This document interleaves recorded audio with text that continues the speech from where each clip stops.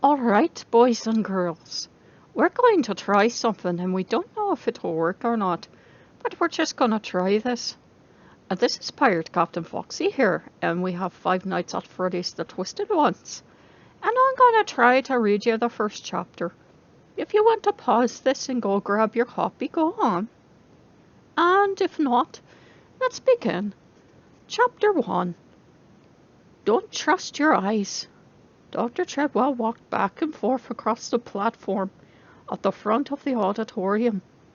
Her steps were slow and even, almost hypnotic. Your eyes deceive you every day, filling in the blanks for you in a world of sensory overload. An image of dizzying geometric detail lit up the canvas screen behind her. When I say sensory overload, I mean that quite literally. At every moment, your senses are receiving far more information than they can process all at once, and your mind is forced to choose which signals to pay attention to. It does that based on your experiences and your expectations of what is normal. The things we are familiar with are the things we can, for the most part, ignore. We see this most easily with olfactory fatigue. Your nose ceases to perceive a smell when you've been around it for a while. You may be quite thankful for this phenomenon, depending on the habits of your roommate. The class tittered dutifully. They became quiet as the image of another multicolored design flashed onto the screen. The professor gave a hint of a smile and continued. Your mind creates motion when there is none. It fills in colors and trajectories based on what you've seen before and calculates what you should be seeing now. Another image flashed onto the overhead screen. If your mind didn't do this, then simply walking outside and seeing a tree would consume all your mental energy, leaving no resources to do anything else. In order for you to function in the world, your mind fills up the spaces of the tree with its own leaves and branches. 100 pencils scribbled all at once, filling the lecture hall with the sound like skirting mice. It's why when you enter a house for the first time, you experience a moment of dizziness. Your mind is taking in more than usual. It's drawing a full pan, creating a palette of colors, and saving an inventory of images to draw on later, so you don't have to go through that exhausting intake every single time. The next time you enter the same house, you already know where you are. Charlie! An urgent voice whispered her name. Inches from her ear, Charlie kept writing. She was staring straight ahead at the display at the front of the lecture hall. As Dr. Treadwell went on, she paced faster, occasionally flinging an arm up towards the screen to illustrate her point. Her words seemed to be falling behind as her mind raced on ahead. Charlie had realized by the second day of classes that her professor sometimes broke off in the middle of one sentence, only to finish an entirely different one. It was like she skimmed the text in her head, reading out a few words here and there. Most of the students in her robotics class found it maddening, but Charlie liked it. It made the lesson kind of like doing a puzzle. The screen flashed again, displaying an assortment of mechanical parts and the diagram of an eye. This is what you must recreate. Dr. Treadwell stepped back from the image, turning to look at it with the class. Basic artificial intelligence is all about sensory control. You won't be dealing with a mind that can filter these things out for itself. You must design programs that recognize basic shapes while discarding unimportant information. You must do for your robot what your own mind does for you. Create a simplified and organized assembly of information based on what's relevant. Let's start by looking at some examples of basic shape recognition. Charlie! Hissed the voice again, and she waved her pencil impatiently at the figure peering over her shoulder. Her friend Arty, trying to shoo him away. The gesture cost her a moment, put her half a step behind the professor. She hurried to catch up, anxious not to miss a single line. The paper in front of her was covered in formulas, notes in the margin, sketches and diagrams. She wanted to get everything down all at once, not just the math, but all the things it made her think of. If she could tie the new facts to things she already knew, she'd retain it much more easily. She felt hungry for it, alert, watching the new tidbits of information like a dog under the table. A boy near the front raised his hand to ask a question, and Charlie felt a brief flare of impatience. Now the whole class would have to stop while Treadwell went back to explain a simple concept. Charlie let her mind wander, sketching absently in the margins of her notebook. John would be here in... She glanced restlessly at her watch. An hour. I told him maybe someday we'll see each other again. I guess it's someday. He called out of the blue. I'm just going to be passing through, he said, and Charlie hadn't bothered to ask him how he knew where she was. Of course he would know. There was no reason not to meet him, and she found herself already excited and filled with dread. Now as she absently sketched rectangular forms at the bottom of her notepaper, her stomach jumped. A little spasm of nerves. It felt like a lifetime since the last time she saw him. Sometimes it felt like she'd seen him yesterday, as if the last year hadn't passed. But of course it had, and everything had changed for Charlie once again. That May, the night of her 18th birthday, the dreams had begun. Charlie was long accustomed to nightmares. The worst moments of her past forced up like ball, twisted into versions of memories already too terrible to recall. She shoved these dreams into the back of her mind in the morning and sealed them away, knowing they would only breach it when night fell again. These dreams were different. When she woke, she was physically exhausted, not just drained but sore.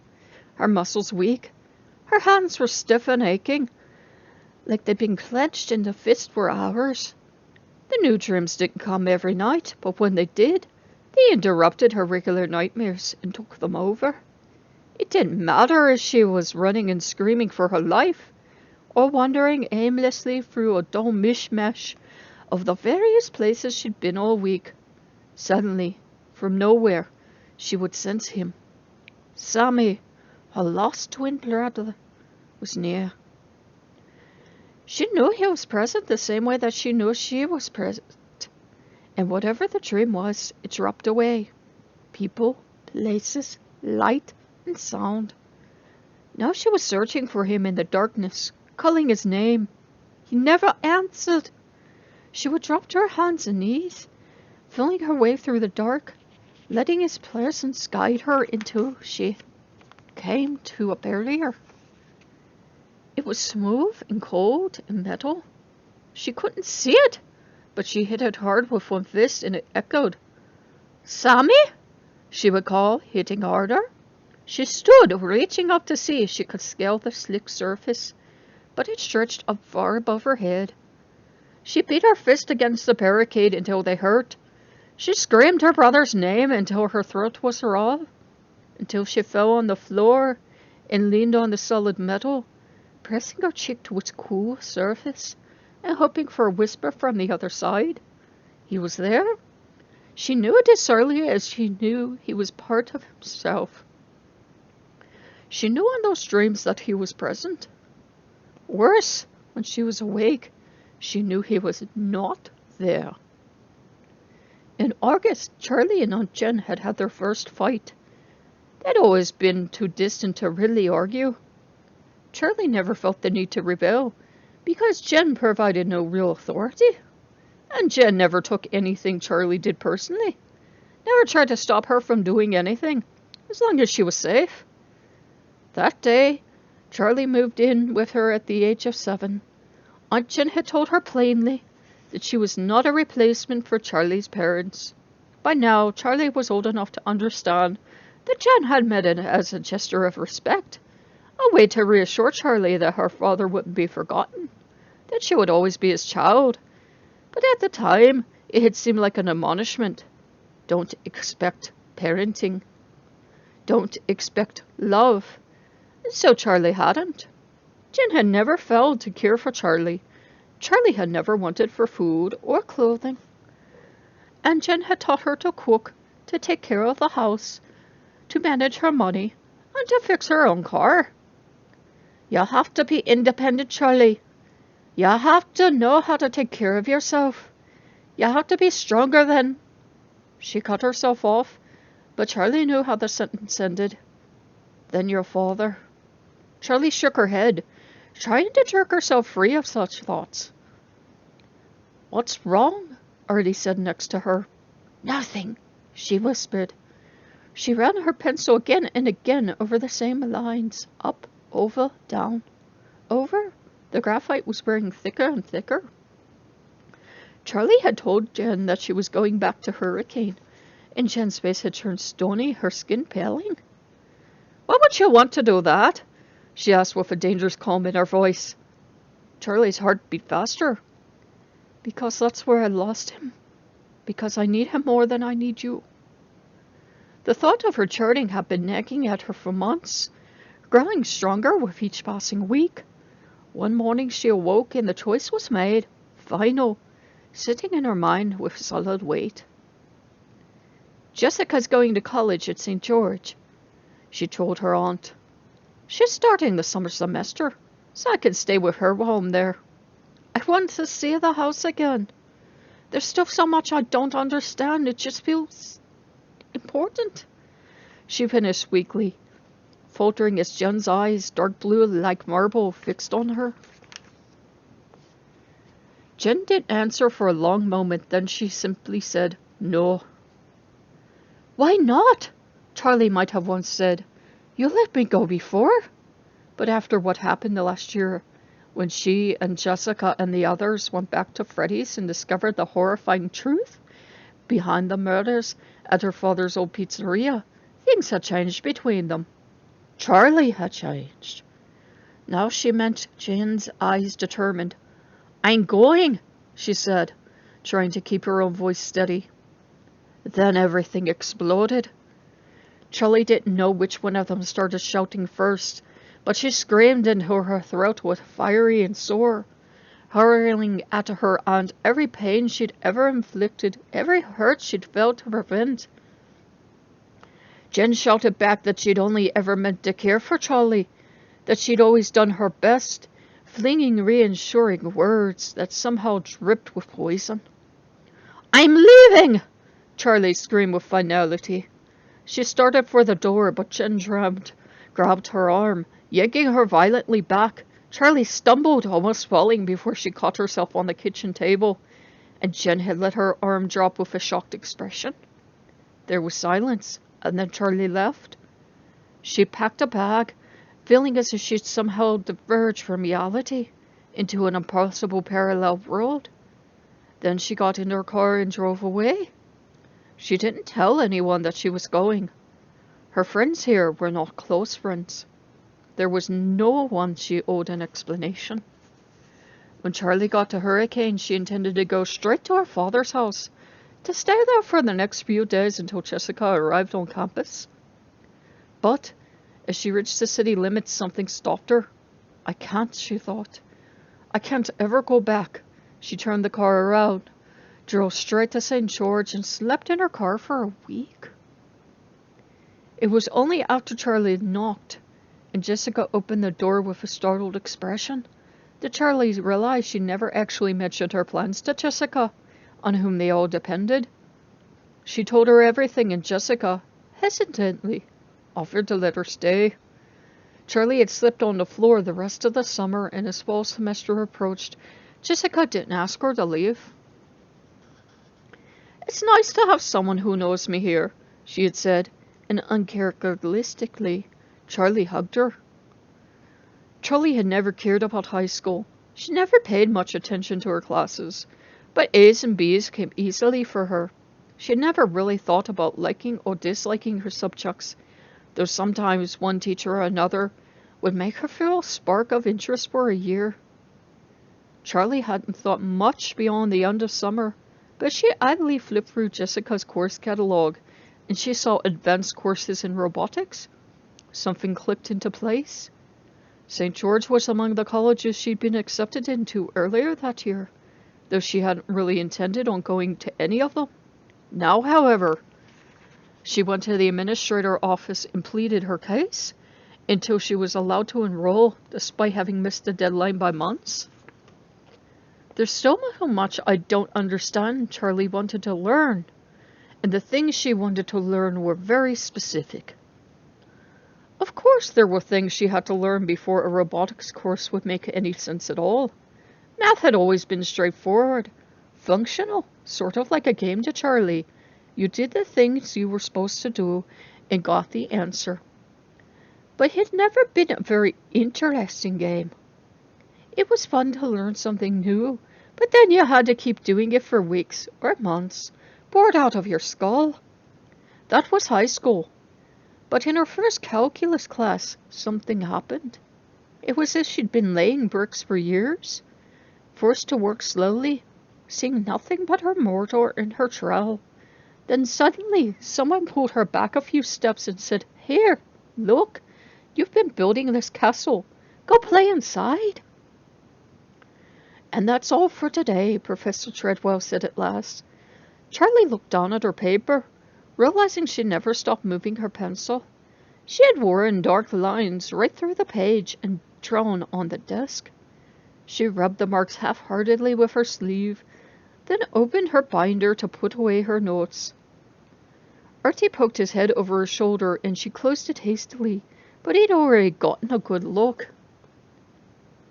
"What is that, a secret code? Abstract art?" "It's just math," Charlie said a little curtly, and put the notebook in her bag. Arty was cute in a goofy way. He had a pleasant face and dark eyes and curly brown hair that seemed to have a life of its own.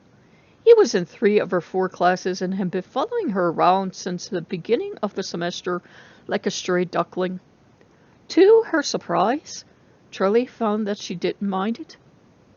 As Charlie left the auditorium, Arty took up his now accustomed place at her side. "So did you decide about the project?" he asked. "Project?" Charlie vaguely remembered something about a project he wanted to do together. He gave a little nod, waiting for her to catch up. "Remember, we have to design an experiment for Chem. I thought if we could work together, with your brains, my looks," he trailed off, grinning. "Yeah, that sounds... I have to go meet someone," she interrupted herself. "You never meet anyone," he said, surprised, blushing bright red as soon as the words were out of his mouth. I didn't mean that way. Not that it's any of my business, but who is it?" He gave a broad smile. "John," Charlie said without elaboration. Arty looked crestfallen for a moment, but recovered quickly.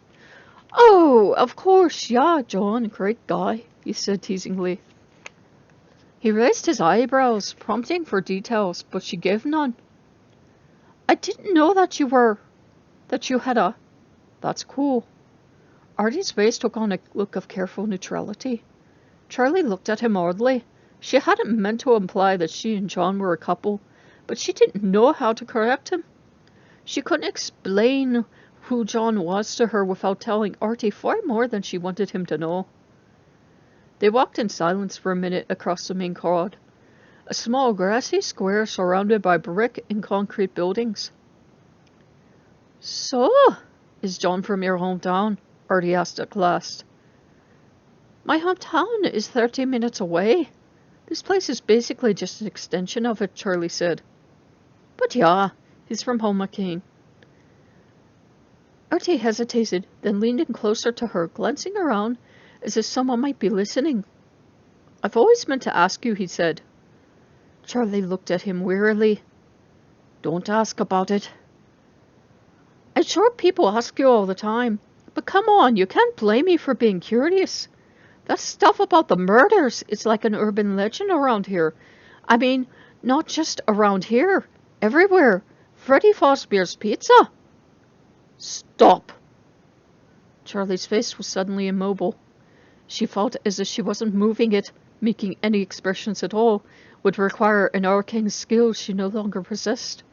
Arty's face had changed, too. His easy smile drained away. He looked almost frightened. Charlie bit the inside of her lip, willing her mouth to move. I was just a kid when all that happened, she said quietly. Arty nodded, quick and skittish. Charlie made her face move into a smile. I have to go meet Jessica, she lied. I have to get away from you. Arty nodded, his head again like a bobblehead, dull. She turned and walked away toward the dorm, not looking back. Charlie blinked into the sunlight. Flashes of what happened last year at Freddy's were batting at her. Snatches of memory plucking at her clothing with cold, iron fingers. The hook above, poised to strike, no escape. A figure looming behind the stage. Red mat of fur barely concealing the metal bones of the murderous creature. Kneeling in the pitch dark of the cold tile floor on the bathroom, and then the giant hard plastic eye glaring through the crack, the hot miasma of lifeless breath on her face. And the other, older memory, she thought that made her head ache in ways for which she had no words. Sorrow filling her as if it had been wrought into her very bones. She and Sammy, her other self, her twin brother, were playing their quiet games in the familiar warmth of the costume closet. Then the figure appeared in the doorway, looking down on them. Then Sammy was gone, and the world ended for the first time. Charlie was standing outside her own dorm room, almost without knowing how she'd gotten there. Slowly, she pulled her keys from her pocket and let herself into the room. The lights were off. Jessica was still in class. Charlie shut the door behind her, checking the lock twice, and leaned back against it. She took a deep breath. It's over now. She straightened decisively and snapped on the overhead light, filling the room with a harsh illumination. The clock beside the bed told Charlie that she had a little under an hour before John arrived. Time to work on her project. Charlie and Jessica had divided the room with a piece of masking tape after their first week living together. Jessica suggested it jokingly, saying she'd seen it in a movie, but Charlie had grinned and helped her measure the room. She knew Jessica was desperate to keep Charlie's mess on her side. The result was a bedroom that looked like a before and after picture, advertising either a cleaning service or a nuclear weapon, depending on whose side you looked at first. On Charlie's desk there was a pillowcase, draped over two indistinct shapes. She went over to her desk and removed it, folding it carefully and placing it on her chair. She looked at her project. Hello, she said softly. Two mechanical faces were held upright on the middle structures and attached to a length of board. Their features were indistinct, like old statues worn away by rain or new clay not yet fully sculpted. They were made of a malleable plastic, and where the back of their heads ought to be, there were instead networks of casing, microchips, and wires. Charlie bent down towards them, looking over every millimeter of her design, making sure everything was as she had left it. She flipped a small black switch, and little lights blinked. Tiny cooling fans began to whir. They didn't move right away, but there was a change. The vague features took on a sense of purpose. Their blind eyes didn't turn to Charlie. They only looked at each other. You, said the first. His lips moved to shape the syllable, but they never parted. They weren't made to open, and we're very sorry about that interruption. I, the second replied, making the same self-constrained movement. You are, said the first. Am I? Said the second. Charlie watched, her hand pressed over her mouth. She held her breath, afraid of disturbing them. She waited, but they had apparently finished, and were now simply looking at each other. They can't see, Charlie reminded herself. She turned them off and pulled the board around them so she could peer into their backs. She reached inside and adjusted a wire. A key slid into the lock of the door, and Charlie startled at the sound. She snatched the pillowcase and threw it over the faces as Jessica entered the room. Jessica paused in the doorway with a grin. What was that? She asked. What? Charlie said innocently. Come on, I know you were working on that thing you never let me see. She dropped her backpack on the floor, then flopped dramatically back onto the bed. Anyways, I'm exhausted, she announced. Charlie laughed, and Jessica sat up. Come talk to me. What's up with you and John? Charlie sat down on the bed across from Jessica. Despite their different lifestyles, she liked living with the other girl. Jessica was warm and bright, and while her ease as she went about the world still intimidated Charlie a little, now she felt like part of it. Maybe being Jessica's friend meant absorbing some of her confidence. I haven't seen him yet. I have to leave in... She peered over Jessica's shoulder at the clock. 15 minutes. Are you excited? Jessica asked. Charlie shrugged. I think so. Jessica laughed. You aren't sure? I'm excited, Charlie admitted. It's just been a long time. Not that long, Jessica pointed out. Then she looked thoughtful. I guess it's sort of been, though. Everything is so different since the last time we saw him. Charlie cleared her throat. So you really want to see my project? She asked, surprising herself. Yes, Jessica declared, springing up from the bed. She followed Charlie to her desk. Charlie switched on the power, then flung off the pillowcase like a magician. Jessica gasped and took an involuntary step back. What is it? She asked, her voice cautious. But before Charlie could answer, the first face spoke. Me? It said. You? The other replied, and they both felt silent again. Charlie looked at Jessica. Her friend had a pinched expression, like she was holding something tightly inside. I? The second face said. Charlie hurried to switch them off. Why do you have that look on your face? She said. Jessica took a deep breath and smiled at her. I just haven't had lunch yet, she said. Something lingered in her eyes. Jessica watched as Charlie replaced the pillowcase lovingly over the faces, as if she were tucking a child into bed. She looked uncomfortably around the room. Charlie's half was a disaster. Clothes and books were strewn everywhere, but there were also wires and computer parts, tools, screws, and pieces of plastic, and metal Jessica didn't recognize, all jumbled up together. It wasn't just a mess. It was a chaotic tangle where you could lose anything, or hide anything, she realized with a pang of guilt at the thought. Jessica turned her attention back to Charlie. What are you programming them to do? She asked, and Charlie smiled proudly. I'm not exactly programming them to do anything. I'm helping them to learn on their own. Right, of course, obviously, Jessica said slowly. As she did, something caught her eye. A pair of shiny plastic eyes and long floppy ears were peering out from a pile of dirty laundry. Hey! I never noticed you brought Theodore. Your little Robo-Rabbit, she explained, pleased to have remembered the name of Charlie's childhood toy.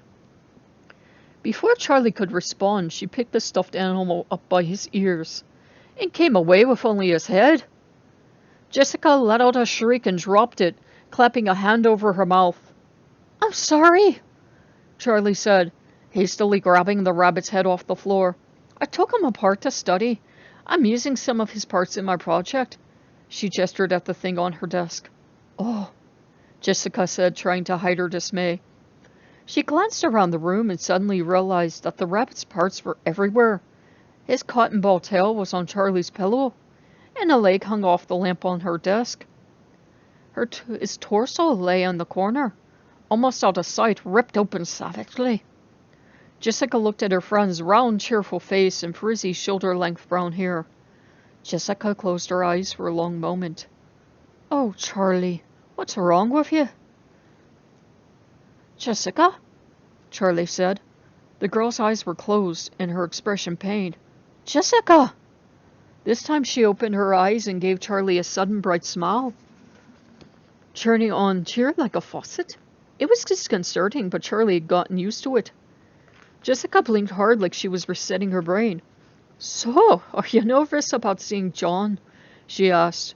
Charlie thought for a moment. "No, I mean, why should I be? It's just John, right?"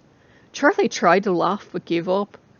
"Jessica, I don't know what to talk about," she burst out suddenly. "What do you mean?" "I don't know what to talk about with him," Charlie said. "If we don't have something to talk about, then we'll start talking about what happened last year. And I just can't." "Right." Jessica looked thoughtful. "Maybe he won't bring it up," she offered. Charlie sighed, glancing back at her covered experiment with longing. "Of course he will. It's all we have in common." She sat down heavily on her bed and slumped over.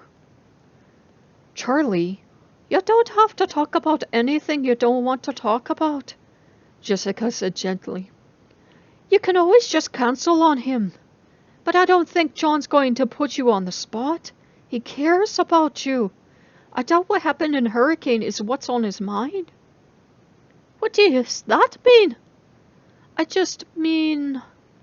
Jessica gingerly pushed aside a pile of laundry and sat next to Charlie, placing a hand on her knee. "I just mean that maybe it's time that you both move past that. And I think John is trying to." Charlie looked away and stared fixedly at Theodore's broken head face down on the floor. "You mean get over it? How do I even begin?" Jessica's voice softened. "This can't be your whole life anymore." "I know," Charlie sighed. She decided to change the subject. "How was your class, anyway?" Charlie wiped her eyes, hoping Jessica would take the hint. "Awesome!"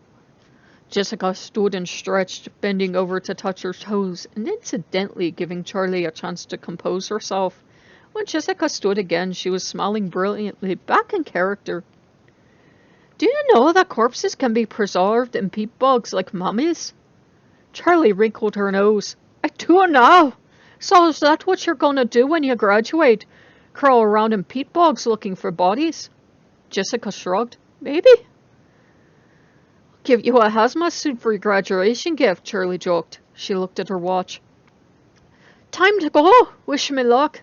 She brushed back her hair with her hands, peering into the mirror, then hung on the back of the door.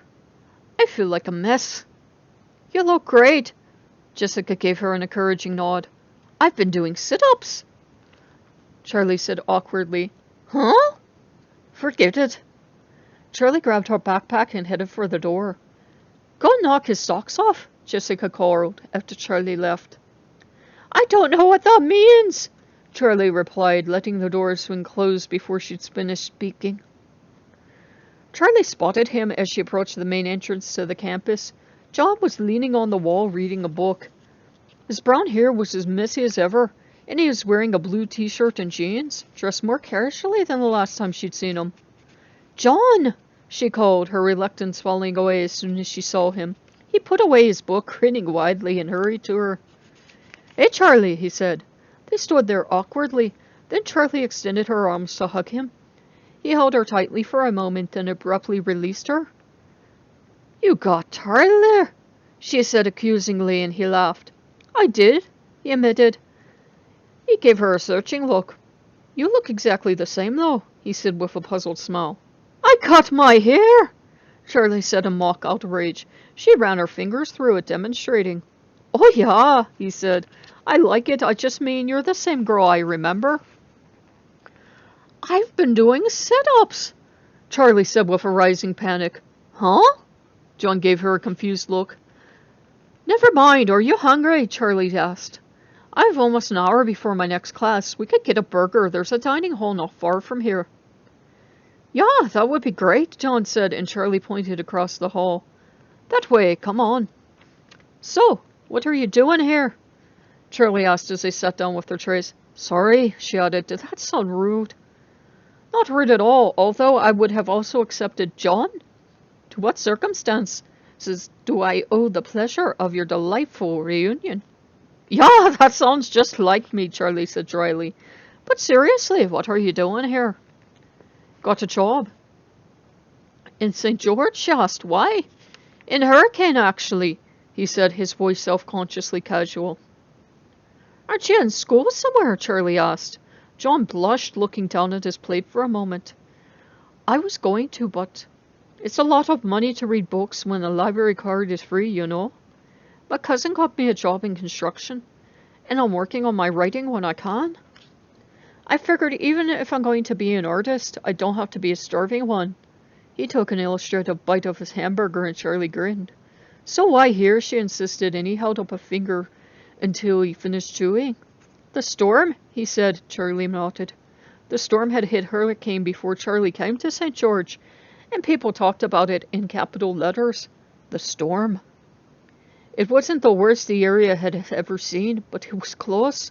A tornado had risen up from nowhere and ripped through the whole town, running one house to the ground with sinister precision, while leaving the one next to it untouched. There hadn't been much damage in St. George, but Hurricane had seen real destruction. How bad is it? Charlie asked, keeping her tone light. You haven't been, John said incredulously. Then it was Charlie's turn to look awkwardly away. She shook her head. It's bad in places, he said. Mostly on the outskirts of town. Charlie, I assumed you'd been. He bit his lip. What? Something was in his expression was worrying her. Your dad's house? It was one of the ones that got hit, he said. Oh. Something leaden was growing in Charlie's chest. I didn't know. You really didn't even go back to check? I didn't think of it, Charlie said. That's not true. She thought about it 1,000 times of going back to her father's house, but it never occurred to her that the house might have been hit in a storm. In her mind, it was impregnable, unchanging. It would always be there, just as her father had left it. She closed her eyes and pictured it. The front steps sagged in disrepair, but the house itself seemed like a fortress protecting what was inside. Is it gone? Charlie asked. The words faint. No, John said quickly. No, it's still there, just damaged. I don't know how much, I just drove by. I don't think I should go there without you. Charlie nodded, only half listening. She felt far away. She could see John, hear him, but there was a layer of something between them, between her and everything else, everything but the house itself. I would have thought... Didn't your aunt tell you what happened? John asked. I have to get to class, Charlie said. It's that way, she gestured vaguely. Charlie, have you been okay? She didn't look at him, and he placed his hand over hers. She still couldn't look up. She didn't want him to see her face. Okay, she repeated, then slipped her hand out from under his and shrugged her shoulders up and down, like she was trying to get rid of something off her back. I had my birthday, she offered, and she finally leveled her gaze to meet his. I'm sorry I missed it, John said. No, that's not... She tipped her head to the side, as if she could level out her thoughts too. Do you remember how I had a twin? What? John sounded puzzled. Of course I do. I'm sorry, Charlie. Is that what you meant about your birthday? She nodded, making tiny motions. John held out his hand again, and she took it. She could feel his pulse through his thumb. Ever since we left Hurricane, you know how twins are supposed to be connected? Have some sort of special bond? Sure, he said. Ever since we left. Ever since I found out he was real. I felt like he was there with me. I know he's not. He's dead. But for that whole year, I didn't feel alone anymore. Charlie. John's hand tightened on hers. You know you're not alone. No. I mean really not alone. Like I have another self. Someone who's part of me and it's always with me. I've had these feelings before, but they came and went, and I didn't pay much attention to them. I didn't know they meant something. Then, when I learned the truth and those memories started coming back to me, John, I felt whole in a way I didn't even know how to describe. Her eyes began to fill with tears, and she pulled back to brush them away. Hey, he said softly, it's okay. That's great, Charlie. I'm glad you have that. No, that's the thing. I don't. She met his eyes, desperate for him to understand what she's so awkwardly trying to say. He's disappeared. That sense of completeness, it's gone. What? It happened on my birthday. I woke up and I just felt... She sighed, searching. There wasn't a word for it. Alone? John said. Incomplete. She took a deep breath, pulling herself together. But the thing is, it's not just loss. It's like he's trapped somewhere. I have these dreams where I can feel him on the other side of something, like he's so close to me. But he's stuck somewhere, like he's in a box or I'm in a box. I can't tell. John stared at her, momentarily speechless. Before he could figure out what to say, Charlie stood abruptly. I need to leave. Are you sure? You haven't even eaten, he said. I'm sorry, she broke off. John, it's so good to see you. She hesitated, then turned to walk away, possibly for good. She knew she'd disappointed him. Charlie, would you like to go out with me tonight? John's voice sounded stiff, but his eyes were warm. Sure, that would be great, she said, giving him a half smile. Don't you have to go back to work tomorrow, though? It's only half-hour away, John said. He cleared his throat. But I meant, do you want to go out with me? I just said yeah, Charlie repeated, slightly irritated. John sighed. I meant on a date, Charlie. Oh. Charlie stared at him for a moment. Right. You don't have to do anything you don't want to, Jessica's voice echoed in her head. And yet, she realized she was smiling. Yes, a date. Okay, yeah. There's a movie theater in town, she hazarded, vaguely recalling that movies were something people did on dates. John nodded vigorously, apparently as lost at sea as she was, now that the question had been asked. Can we have dinner first? There's that Thai place down the street. I can meet you there around 8? Yeah, sounds good. Bye. Charlie grabbed her backpack and hurried out the dining room door. Realizing as she stepped in the sunshine, she'd left him there to clean up their table alone. Sorry. As Charlie headed across the quad to her next class, her step grew more purposeful. This was a basic computer class. Writing code wasn't as exciting as Dr. Chowderrow taught, but Charlie still liked it. It was absorbing, detailed work. A single error could ruin everything. Everything. She thought of her impending date. The idea that a single error could ruin everything suddenly carried an awful weight. Charlie hurried up the steps to the building and stopped short as a man blocked her path. It was Clay Burke. Hey, Charlie. He smiled, but his eyes were grave. Charlie hadn't seen Hurricane's chief of police, her friend Carlton's father, since the night they'd escaped Freddy's together. Looking now at his weathered face, she felt a rush of fear. Mr. Burke or Clay, what are you doing here? Charlie, do you have a second? He asked. Her heart sped up. Is Carlton okay? She asked urgently. Yes, he's fine, Burke assured her. Walk with me. Don't worry about being late. I'll give you a note for class.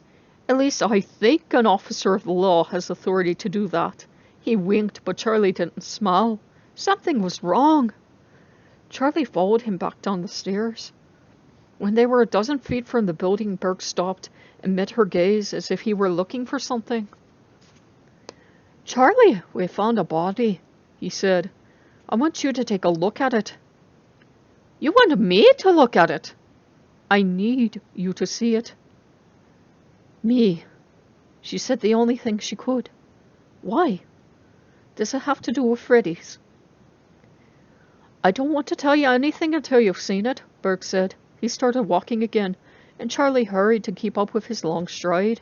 She followed him to the parking lot, just outside the main gate, and got into his car without a word. Charlie settled into her seat, a strange dread stirring within her. Clayburgh glanced at her, and she gave a sharp, quick nod. He put the car into the road, and they headed back to Hurricane. Well, there you go. There's chapter 1, and I do believe I made a few wee mistakes, but it is what it is. I'm not a professional reader. So we hope you enjoyed that.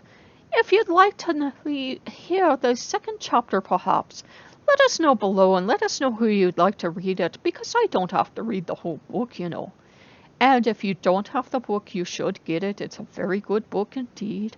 So that is Pirate Captain Foxy, and I will be signing out now, and see you all later. Bye-bye.